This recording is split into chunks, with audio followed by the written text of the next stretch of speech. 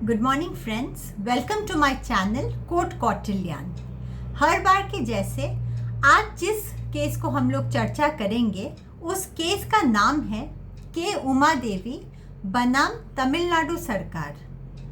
मैं कोशिश करती हूँ कि मैं ऐसे केसेस को और उनके जजमेंट को एक कहानी के तौर पे इंग्लिश और हिंदी भाषा में आप तक पहुँचाऊँ ताकि भारत के हर एक नागरिक तक ये पहुँचे।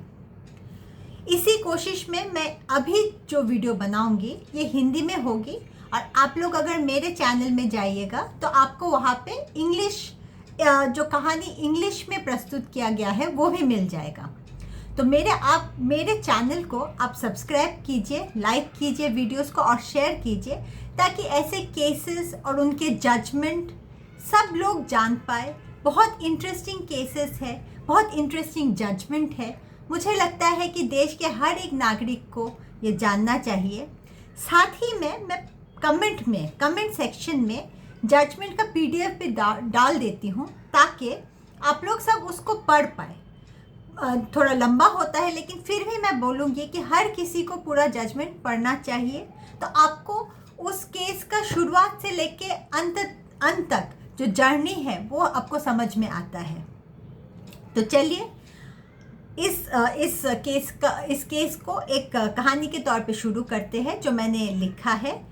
आज मैं आपसे एक ऐसी कहानी साझा करने जा रही हूँ जो हमें यह सोचने पर मजबूर करती है कि क्या एक माँ बनने की ख्वाहिश को भी अब नियमों की बंदिशों में बांध दिया गया है। यह कहानी है के उमा देवी की, एक साधारण महिला जो तमिलनाडु के एक सरकारी स्कूल में शिक्षिका है, लेकिन उनका संघर्ष असाधारण था। उमा देवी की पहली शादी से 2 संतानें थीं। 2017 में उनका तलाक हुआ और बच्चों की कस्टडी उनके पूर्व पति को ही दी गई। जिंदगी ने नया मोड़ लिया। 2018 में उन्होंने दोबारा शादी की। फिर 2021 में उनके घर एक नया मेहमान आया, उनकी तीसरी संतान।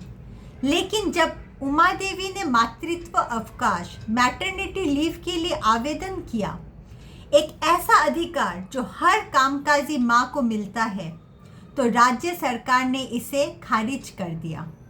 कारण तमिलनाडु फंडामेंटल्स रूल्स के नियम 101A के अनुसार यदि महिला के 2 से अधिक जीवित बच्चे हैं तो वह मातृत्व अवकाश की हकदार नहीं होती। सरकार का कहना था कि उमा देवी की पहले से 2 संतानें हैं, भले ही वे उनके साथ न रहते हो। सोचिए, एक माँ को उसके बच्चे की देखभाल का अधिकार इसलिए नहीं मिल रहा क्योंकि उसके अतीत की गिनती उसके वर्तमान पर भारी पड़ रही थी। लेकिन उमा देवी चुप नहीं बैठी। उन्होंने मद्रास हाई कोर्ट का दरवाज़ा खटखटाया। एकल न्यायाधीश ने उनके पक्ष में फैसला सुनाया, परंतु सरकार ने अपील की और खंडपीठ ने निर्णय पलट दिया।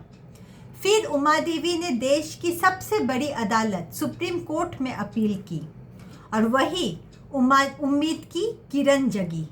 सुप्रीम कोर्ट ने कहा कि मातृत्व अवकाश कोई सुविधा नहीं है, यह एक महिला का मौलिक अधिकार है जो अनुच्छेद 21 के तहत उसकी गरिमा, स्वास्थ्य और व्यक्तिगत स्वतंत्रता का हिस्सा है।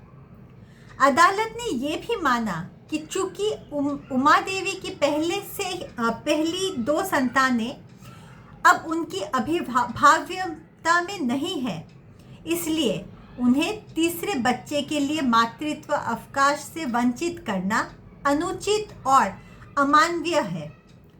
अंततः सुप्रीम कोर्ट ने फैसला सुनाया कि उमा देवी को 2 महीने के भीतर मातृत्व अवकाश और उससे जुड़ी सभी सुविधाएं प्रदान की जाए।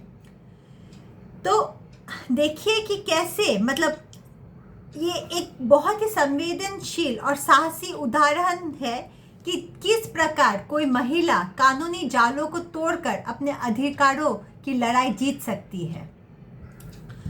तो आपको अगर कुछ इस केस के बारे में लगे, आपको लगे कि आपको भी कुछ लिखना चाहिए, तो आप मेरे कमेंट सेक्शन में लिखिएगा। और आप लोग अगर चाहते हैं कोई केस मैं डिस्कस करूं, तो वो भी आप मेरे कमेंट में दीजिएगा।